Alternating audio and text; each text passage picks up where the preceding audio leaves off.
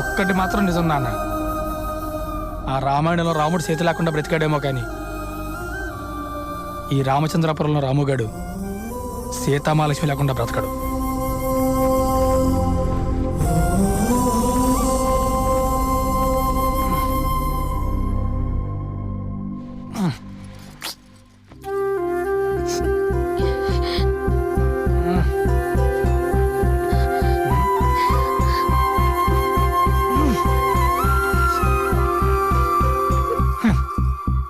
కాళ్ళలో అన్న సీతామహాలక్ష్మి కాళ్ళ ముందుకు వస్తే ఎంత బాగుండు.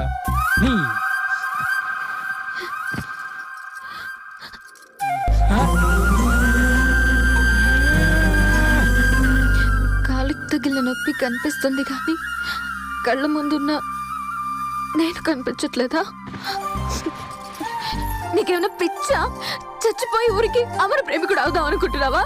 నాకు తెలిసిన ప్రేమ ఇంతే.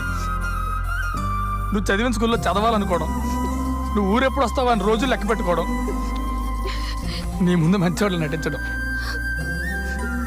సీతామహాలక్ష్మి నాకు తప్ప ఇంకెవడికి పడకూడదు అని దేవుడికి మొక్కుకోవడం, ఇదే నాకు తెలిసిన ప్రేమ.